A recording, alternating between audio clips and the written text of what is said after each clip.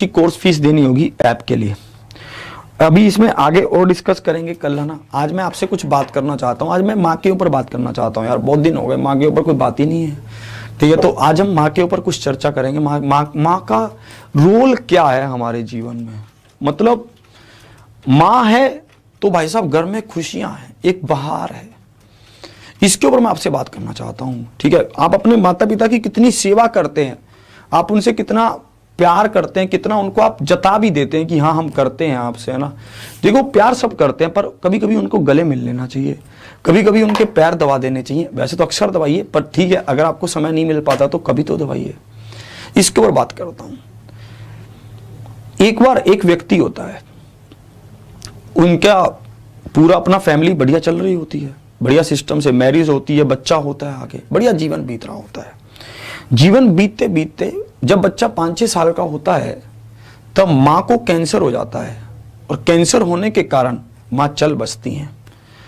पिता के ऊपर बहुत बड़ी जिम्मेवारी आती है, करोड़ों रुपए का मालिक पिता कहता है कि बच्चे को कभी माँ की कमी महसूस ना हो, इसके लिए बहुत मतलब नौकरों को रखा जाता है, हर चीज के लिए ड्राइवर अवेलेबल है, खाना बनाने के लिए खाना बनाने वाली अवेलेबल है, हर चीज को रखा जाता है।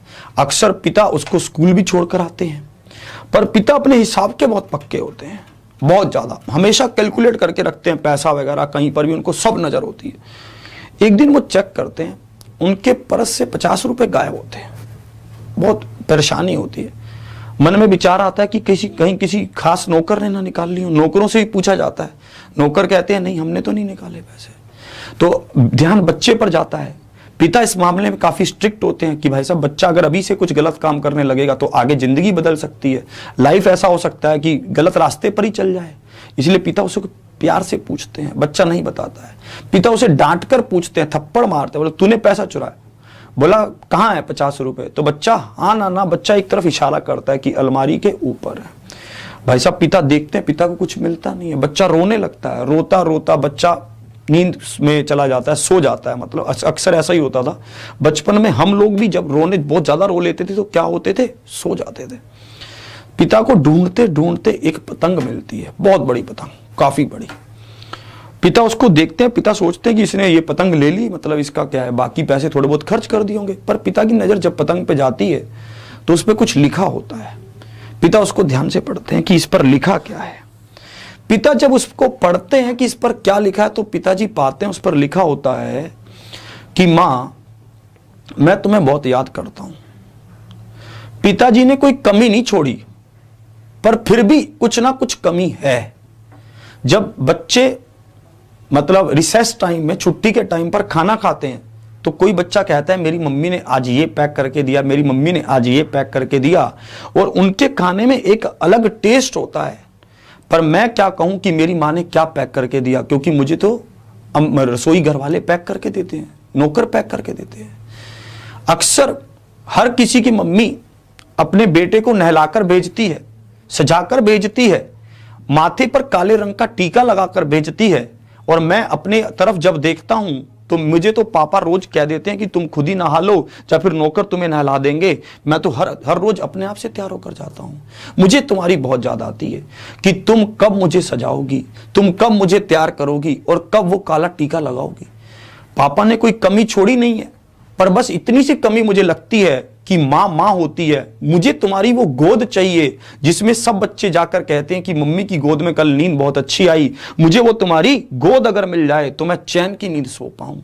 माँ मैंने ये सुना है कि तुम इस दुनिया में नहीं रही हो, तुम ऊपर चली गई हो।